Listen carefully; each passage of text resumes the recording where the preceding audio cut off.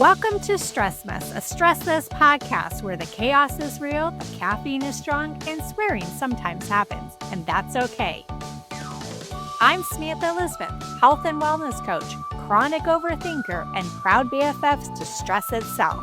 Here we're ditching perfection, embracing unfiltered real talk, and making mindset shifts that might just keep us from screaming into the void. Let's get messy.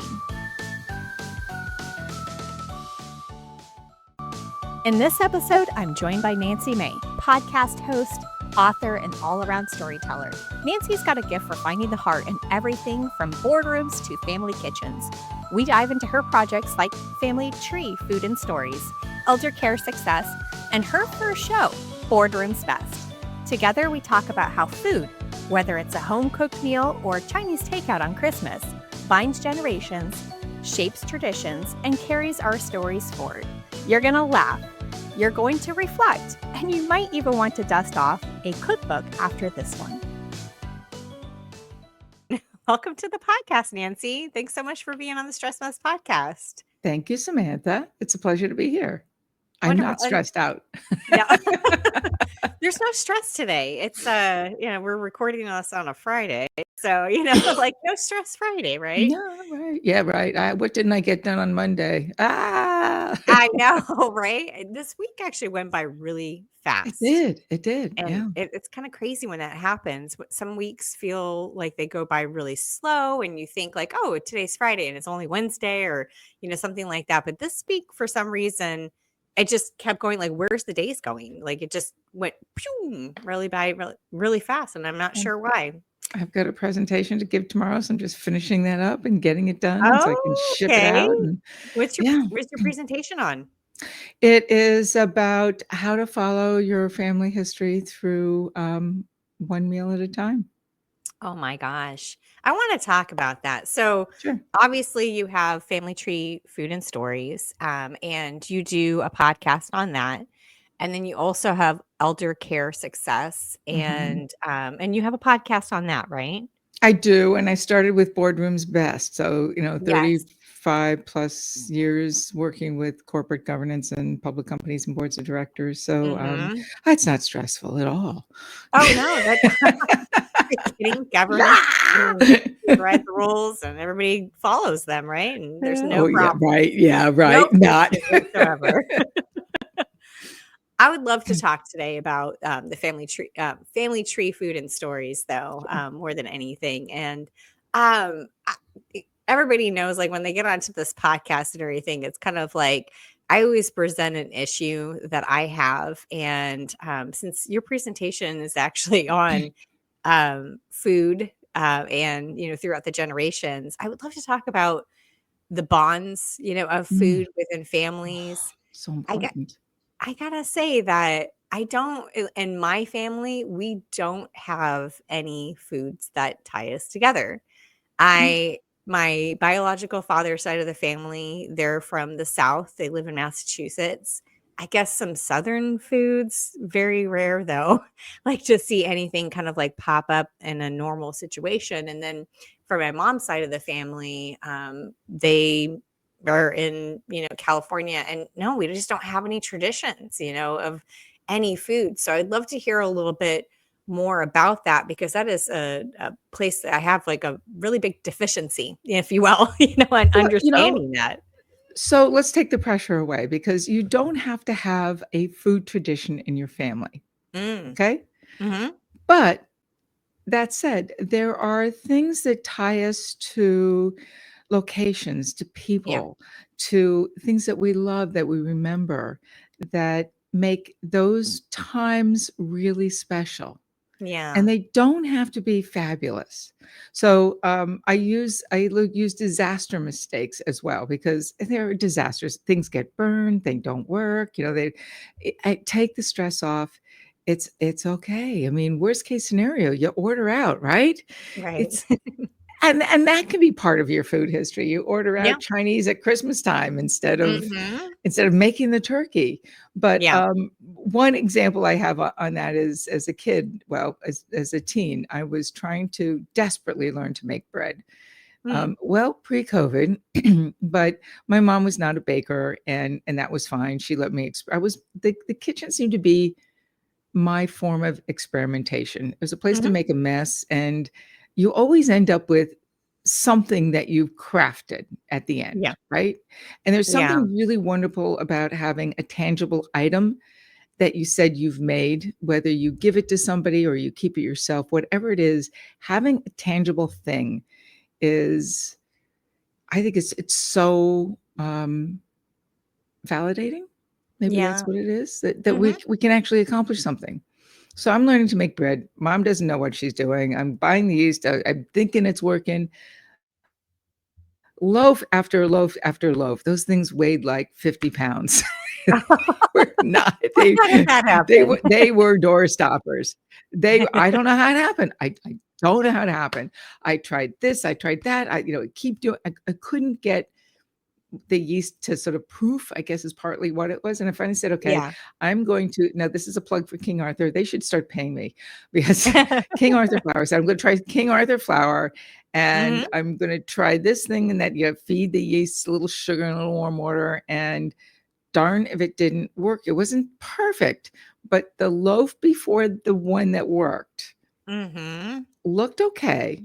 It smelled great. And my dad would eat anything, literally any of my mistakes. Yeah. So, food story, right? Dad Yeah. eats anything that Nancy made a mistake on. He'll make a comment, not terrible. So he's Yeah. sawing away on the edge of the loaf. It's warm, and the knife's not quite going through it. And eventually the knife cracks in half. Oh, what? And Oops. we all laugh, And he said, "Well, it smells really good, but I think it's a little tough. Next time, Dad, I'm gonna get it. The next time it Yeah. worked." Yeah. But there's a story, right? Yeah. That is it's endearing, and I can picture it to this day, where it was standing, how it smelled, what the knife my father was using, Mhm. and kind of the look on his face of amusement and laughter. I'm like, oh well, like next. Yeah. It's only bread. Yeah. That's true. I do love making bread. I have a bread maker, but I have not pulled that out in a long time because if I make a loaf of bread, I will eat it in like a couple Oh of days. right, yeah. Yeah, oh yeah, I'll get some butter, I'll get some jam. I've got some nice like homemade jams and I We'll will make just eat. croutons out of it instead, because Yeah, maybe. they last a little longer, right? Yeah. But yeah, I will sit there and eat that loaf of bread because normally it's, a sourdough or it's, something that I'm making that is just absolutely scrumptially delicious. And yeah, I do enjoy doing that. Make it to Growing give up, away. Make it to give away. yeah, that's true. It's the physical, tangible act of making something that is Yes, so fulfilling, definitely. Oh, right? yeah, and when I make cookies, I will probably have 1 or 2 cookies, but then I give the Freeze rest them. away, I do enjoy baking, I do enjoy putting things together, cooking, that sort of thing. I didn't grow up that way, though.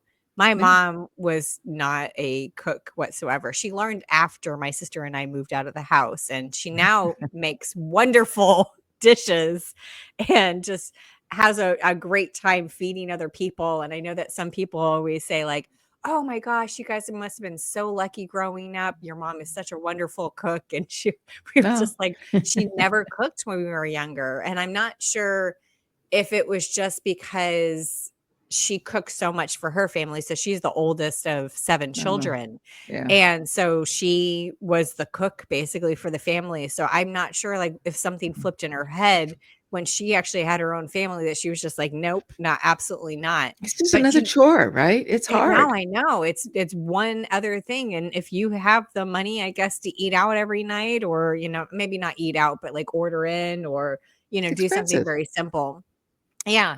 I mean, that's expensive, but I think it was also, like, a time saver thing too for Yeah. her. She had her hobbies, and, cooking was just not a hobby for her. So, I didn't grow up, actually cooking, and, my sister and I like to tell this kind of funny story because we didn't know how to cook like whatsoever. But Mhm. then when we were teenagers, we became the cooks, because my Right. dad was kind of sick of eating out, and my mom didn't cook. So my sister and I would be the ones to kind of cook the dinners, but it was like very simple things. Like we're going to make taco Fine. salad. So you just brown the meat, put some seasoning in it, and then you just put It all works. your ingredients together.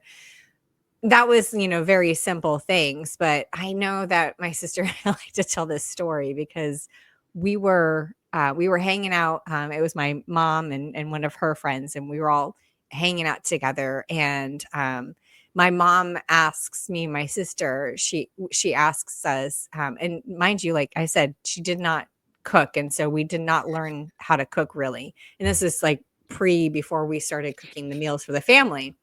But, one of the things that she asked us, "How do you cook bacon?" My sister and I had no idea. We have never seen somebody cook bacon before. I mean, it's served to us. Right. And so my sister is the one that spoke up, thank goodness. And she said, and I thought the same thing too of what she was saying. I agreed with her. She Mhm. said, you put some oil in the pan and then you put the bacon in and it cooks up. Not knowing Oil that in the pan. I know, I was like 12, 13, at this time, never seen Oops. bacon actually being cooked before, and, not knowing you didn't have to put any oil in the pan, it creates its own oils, in there. Anyway, they started laughing Sick. when I look Ah! back at that. I know, they started laughing. "Oh, put the oil in the pan," like, "Oh my gosh, that's so funny." Oh, and, my sister and I were Oops. sitting there, but we're like, you've never cooked bacon. Like, how would we know? I agree. And, Yeah. unless somebody taught us Told you.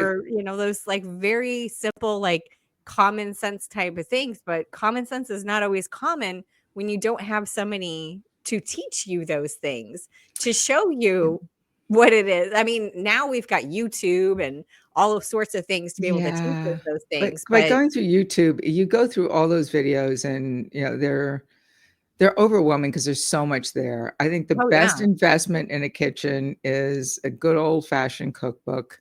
The Mhm. joy of cooking is the traditional. I think I heard an interview with the Joy of Cooking folks once, the family. So they're on Yeah. either the second or third generation of the family, Mhm. and they test all the recipes and they reissue the book. I think it's like every 15 years, which Is I didn't know, right? Is Joy of Cooking Julia Child's book? No, no, that's the No. art of French cooking. That's different. Oh, Yeah, okay. yeah. Alright. I thought she had, like, something like The Joy of Cooking or something. I don't know. I No, only got that's that from the that's the movie. art of French. I'm sure she has something that's kind of like a joy, but the joy of Yeah. cooking is kind of like, or the Betty Crocker, which was the old fashioned one. Mhm. But the joy of cooking is a real standard. And my mom had that book and Mhm. she gave it to my sister, and I was really ticked off that she gave it to her because Oh, my sister didn't cook. And oh, but so I maybe found that's why. I found a copy at like an old church rummage sale, and I said, I have to have this. Yeah. And so it was used by somebody else and handed down to the church, and I got the gift of the old fashioned joy of cooking. I'm sure it's Yeah. different now, but what's fun is actually to go into some of these old antique or rummage places, Mhm. and I look at the old cookbooks, and I picked up one the other day that or the other week from 1941. So Oh, It was wow. World War II. And Wow. it's fascinating to read how they talk about, in this particular case, they're talking about rationing, Mhm. and how to prepare particular meals based on rationing issues. I'm like, oh, we have Oh, any wow. idea of what that is like. Yeah. And The alternatives. There's this, do you know about, is it Dylan B. Dylan Hollis? He's a very famous, like, he makes a bunch of reels and everything about cooking old recipes from like World War II. And oh, uh, I've seen it's like historic recipes. I've seen those. Yes, yes. yes, Yeah, yes. I find his videos very fascinating because, of course, it's like, all peanut butter bread, and you're like, "What?" But it's like savory, and a anyway, he There's another makes woman that does something like that from colonial times, and she's actually oh, all dressed up. I think she was pregnant yeah. recently too, and her and her husband. They don't say anything. There's nothing that's really said, but it's just the Uh-huh. sound of her in this reproduction, or the replicated antique colonial era house, Yeah. and she's cooking over hearth and the stirring, and she's by herself just cooking, and that's Mhm. it. And thinking, okay, she collected the eggs and she's milled the flour, and I cannot imagine. We are so fortunate Oh my to be gosh, able to yes. have microwaves and electric cooktops. Right. You don't have Although to. I did cook on a wood stove once. Oh, did you? Yep. Tell me about But that. my husband and I went on vacation, or a week or so away, with some friends who had a family camp up in Mhm, Maine, at a pond called a place called Mountainy Pond in Maine, and yeah, they had a series of cabins that were theirs. And on the pond, there were other families that were there, and the only way to get to the little island where their cabins were was mhm. by a boat. You had to call in advance. There's only one motorboat that's allowed, and Oh, the refrigerator was a propane refrigerator. So we had to wow. bring over our propane, and then we brought in over all our staples. The lights in the main cabin were like those little they weren't electric, but the little torches that you have to light, sort of Oh, Coleman type of thing. yeah, And but the oven, it was a regular big old fashioned wood stove oven. I yeah. never cooked on anything, but Jeanette and her boyfriend and husband Hale, well, was her boyfriend at the time, whose Mhm. family owned this. This is what you do, and we took turns manning and managing the stove each morning. So one morning was theirs, the next morning was ours, and collected the wood, stuffed it. She knew how to like bake bread and meatballs and turkey. We ate like pigs that week. Oh, But wow. it Yeah. was really interesting. And I have to say again, I am very, very glad that I have an induction top Yep. and I don't have a wood stove, because you Mhm. are literally a slave to that stove. And thinking about all the fires that they say women had with their skirts, I could really see Oh, yeah. I could dangerous, definitely see that. dangerous. Cooking was dangerous. Yeah, Yeah, I mean, interesting. even, kids as well too. I mean, the little girls wearing the dresses and stuff like that, I mean, that was, like, very Well, dangerous still as put your well hand on a too. hot stove. I don't Yeah, care whether it's an induction or gas or electric. Induction still gets warm. So we're right? learning Oh, that yeah, one. definitely. I Yeah, have gas I in grew my up with gas. kitchen. Yeah. Yeah. So I cook with gas myself, and, I'm not sure. I'm kinda like 50-50 because the gas, like, even on the lowest setting is way too high for a low Yep. setting, and I do like the induction because you can turn it down really low and you can keep something simmering, but that it's, like, too high, and, like, I can't Yeah. go any lower, than that, so it's kind of hard. I mean, I know some people prefer induction or, electric, and some people I'm prefer learning it. gas. Yeah, we've just got it as we moved into this new house. But there's speaking of gas, there's a saying that a friend of mine from the UK had. Mhm. She's since passed away. She was an older woman, Oh. but when things were going really well, she'd say, now you're cooking with gas." So it was interesting to hear that. I was like, I never heard that expression. So Oh, yeah. kind of Oh, interesting you're cooking cooking with with that. When you gas. said you cook with gas, I say, "Oh, I remember there's Anne's voice in my ear." That is very true. I mean, There are a lot of obviously expressions, right? obviously that does come from cooking with gas, but it's funny because you talk about a wood stove, and I wonder when gas stoves came out, Mhm. and, that was the popular thing, and then, of course, electric eventually came out. I'm assuming that's the way it went, Yeah, but, if you think about it, like, the way that we used to cook right. and, the way that we cook now, and now we even have Instapots, we've got Oh, pressure right. cookers, Slow we've got. cookers, yeah, electric Right, and we got induction stoves and, mhm. all sorts of, different things to be able to help us Air cook fryers, oh my faster. gosh, Yes, right? air fryers. Now, I don't even have an air fryer or I have an Instapot. I definitely have a toaster oven that I use often because it's Yeah, usually me and the it's kiddo, convenient. So, yeah, I mean, it's more convenient. Actually, my it's kind of a funny thing. My oven doesn't even work.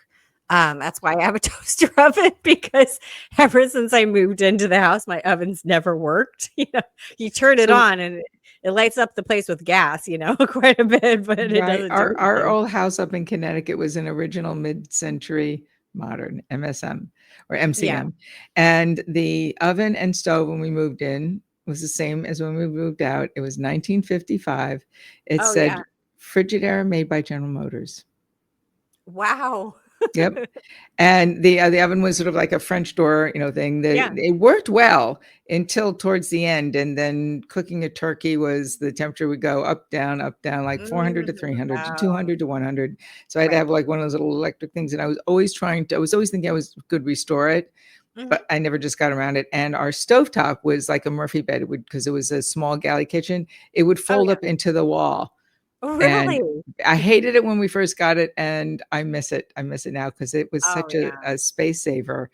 And Yeah. everybody's like, "Oh my god!" And when we found a realtor to sell the house, to help us sell the house, she said, "Don't touch anything," because people were so in love with this particular era that Yeah. there's a group of people who are specifically looking for mid-century modern houses, and that's exactly what Interesting. happened when we sold it. Yeah. Interesting. When I lived in Sacramento and I was looking at buying a house, um, there's this old part of town that Mhm. has a bunch of older homes, and they're from like the 1930s or something. Right. That's when they were built. And I remember this part of town was so popular. And if you know about California and housing prices and things like that, it's Oh, like crazy. astronomical. And you Ridiculous. get a Yeah. yeah, I mean, they had a one bedroom. No, it wasn't even a one bedroom. It was a studio house, and it probably was like 350 square feet or something like that. It was Like going for like 700,000 or 200. 800,000. Yeah. Well, it was going at the time because this was like 20 years ago. Right. It was going for like 250,000. You know, and it Yeah, was like for one bedroom, right? right. No, it wasn't even a one bedroom. It was a studio house. It was Oh, kind of wow. crazy Yeah. that they wanted that much, for it. But then, and this is an old Roseville is what it's called, an older part of town, but it's a very charming part of town. They got a lot of shops and, Right. they've got some bars and like you can just walk everywhere around there. And so it was a very desirable place. But I was looking at this home there that was in the 1930s, but everything in it was original. Yeah. The shower was a bath, so there was no shower head or anything like that. You had to take a bath. And on top of that, it had a wood burning stove. Like Oh, everything wow. was original in the house itself, like as far as the appliances. It Mhm. didn't even have a fridge. It had an ice box and they wanted to Oh my sell god, that this. it really is. That's a lot older than what we had. Yeah, yeah, Yeah, absolutely. it was even I mean, it was Wow. like even back, like, it didn't even have a fridge, it didn't even have any electrical, so they were Oh, saying, like, "Well, what you're gonna have to," and it was original owners too, mm, so, like, I mean, they took care of the property, it was a right. nice property and everything, but, But to um, modernize it, then talk yeah, about they stress. wanted right, I think and it was a 2 I'm pretty sure it was like a 2-bedroom or something like that, 1 bathroom, and it was Mhm. like the Jack and Jill type of bathroom, and, yeah, I think they wanted like 3 and this is like 20 years ago, like $350,000 for it, but everything I mean, like but who could actually go in there because you would have to rewire it, Yeah. to be able to, get all of the modern appliances in there. You'd Yep. have to take out the older appliances. I mean, it was really cool to see because it was like, Right. wow. I mean, Living everything was museum in at like itself, right? Yeah, we had to rewire our house because it was, build up the amps. yeah, and, like, everything was, like, very cutesy because it was, like, in that Tiffany blue and, it was just all, like, very charming, like, very Marigold gold and right. the avocado green. Yes, it was just very, very cute. Not 70s, but it was, like, Right. 1930s, so it was that, Oh, like, wow, very yeah. like, or that minty green, in, Uh-huh. places, but it was just it was so cute, and I really had considered it because it was like, "Wow, I mean, this is really cute and, it's in a good part of town and everything," But but how much work would have to be done to it in yeah, order to be costly. able to get it up to modern standards. Sure. Yeah, and like I said, original owner, so they've always had those, type of appliances. They've always taken a Yeah. bath instead of a shower, and it's Works. kinda crazy Yeah. to see that. Yeah, well, I do wanna talk a little bit, more and just kind of like as a wrap up here, but so, tell me a little bit more about, foods and the generation and kind of the bonds and everything that creates. Oh, there's so much that happens because we all get together around a table, right? Mhm. Stories, of gathering were, our first meal is from our mothers. Mhm. And our last meals are the ones that our family remembers and we Yeah. talk about. You know, Mhm. what mom or dad could eat or didn't eat, Yeah. what brought memories. And so I say food carries us in, you know, head, heart, soul, and nourishment from Yeah. birth to passing. Mhm. And we often take it for granted and we just don't think about it because we're in a rush and things don't happen or things happen or they don't happen the way we want. But when we stop and take the time to be with those that we care about, whether it's friends or family or new acquaintances, it's over a meal that we tend to be able to stop and we can't leave the table and get to Yeah. know somebody. I Yeah. can't tell you how many deals have gone I've had take place because I stopped to actually get to know the person, Mm. not conduct the transaction. Mhm. I want to know who they are. I want to know about their family. I want to hear. I also learned the stuff that I didn't want to know about. So I didn't want to do business with them, right? Yeah. Or just how somebody treats a wait staff member. Or Mhm. if somebody that you're meeting shows up on time Yeah. or decides, oh, I'm going to be an hour late. Got rid of somebody that way after they did it one too many times, not just to me, but to Yeah. others. Right. But it's so important to do that, and food and those meals are nourishing. And I'll sort of give a sort of a quick end of story, and it's our second podcast that we did in the Family Tree Food and Story podcast, Mhm. and it relates to eldercare success as well because that's a stressful time for a lot of people. They don't know what to do, Mhm. and you're dealing with caring for somebody that you love that you know is not going to be around for much longer, and it Yeah. hurts. And Yeah. sometimes that freezes you in place, Mhm. which isn't good either. But as my dad was passing, my dad passed before my mom. Um, he's not able to eat, and he's in home hospice for 10 days. And we've got him home. And the hospice organization said, you know, do you want a chaplain? I'm like, yeah, that's not like a religious guy. He always said he was a Backview Congregationalist. He never, you know, we dragged him to church as kids, and mom did for Yeah. Christmas and Easter kind of thing, right? Yeah. You know, weddings, funerals, and baptisms, and Easter and Christmas, and that was it. But I said, you know what? I think so because I'm so busy taking care of everybody else Mhm. that I needed to talk to somebody else. And Yeah. a Pastor John came in and he was fabulous, non-denominational. And when we talked to explain a little bit about who my dad was, and he said, "Can I go in and talk to my dad?" And I said, "Absolutely, but like no churchy stuff, like Yeah. none, no gaudy stuff, right?" Yeah. So he was like, "Okay, okay," but he wasn't that kind of guy. So he talked to my dad and explained. He said, "I've heard about what a wonderful life you had," and my dad was not Mhm.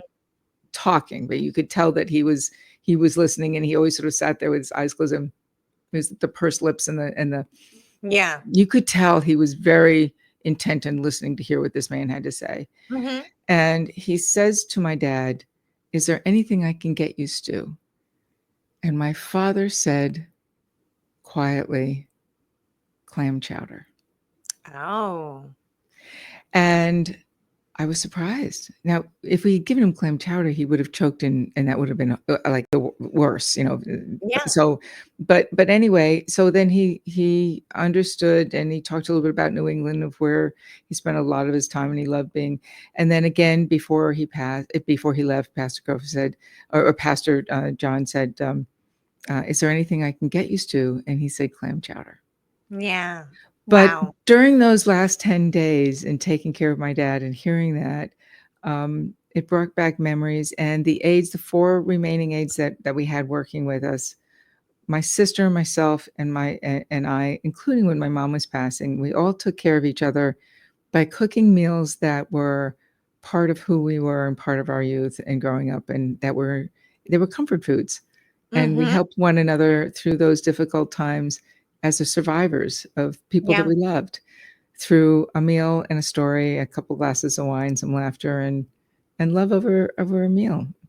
So yeah, Yeah. it's Oh, important. that's wonderful.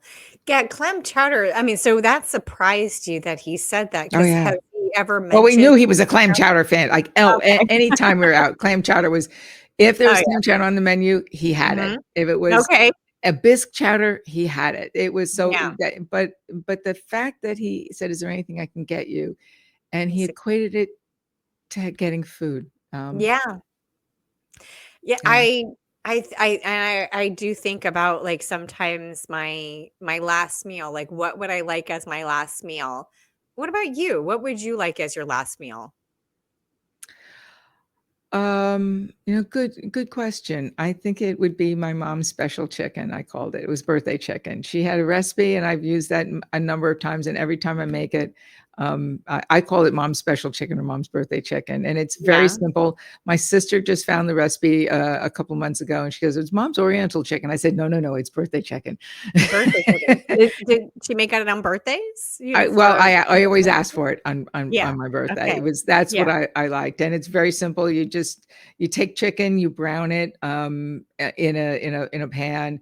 mhm, You put that in a baked dish, and then you take apricot jam, and you put the apricot jam in a jar in a bowl, and you fill uh-huh, that jam jelly jar with white wine.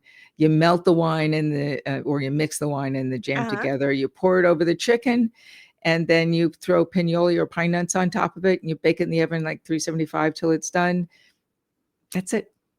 That was mom's special Wow. chicken. Put a little parsley on it so it makes it look other something else other than orange. Yeah. Ah, that sounds delicious. I'm gonna have to try that. It's very I good. can't But I remember called it that. mom's special chicken or birthday Yeah. chicken. So yeah. Mm, that sounds so great. But meals have food brings us back to memories of when we are kids, or Mhm, think of like the good humor truck or the ice cream truck that came around mhm. when you were a kid. Or is there a particular dish that reminds you of somebody that you care about? Yeah. Yeah. It doesn't even have to be food. It could be a glass of wine. It could be just the experience of sitting where you were at the time, enjoying something together, as you nourished your head, your heart, and your soul, Yeah. and your friendship.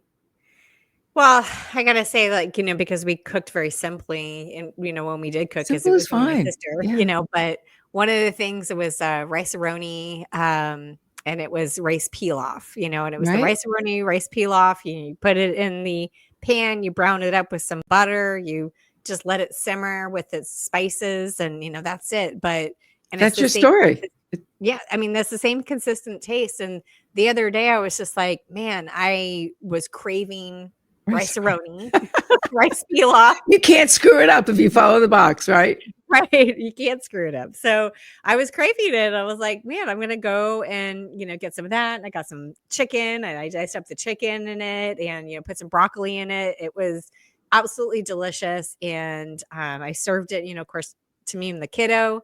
Kiddo absolutely loved it, and, was just like, "Okay, maybe this is part of our staple rice-a-roni," because I crave it every once in a while, Yeah. because my mom, like, if she did cook, she was always afraid that she was undercooking chicken, so she would cook the heck out of it until it was, like, Dry, yeah. dry, and I always You had to can't very dry out mom's special chicken that was made of you. okay. Or think about the holiday times, like, when you sat down and had a hot chocolate with somebody that you cared about. My dad and I Mhm. would go out and get Christmas trees, when we Yeah. moved to Massachusetts as kids, and we'd go looking for the chop down the Christmas tree planet place. Mhm. My husband calls it murder tree. But but Oh. after getting the tree, the 2 of us would always go and find some hot chocolate somewhere. Yeah. Oh, that sounds great. Oh, yeah, so Yeah, that's so it. it's a lot more than you realize. Mhm. Yeah. I think about it for my last meal, and I kinda jokingly say this too, because, the one food allergy that I have is cheese, and I've Mm, developed it, um, like, several years ago, and, I don't know, I just developed it in my right. older age, if you will.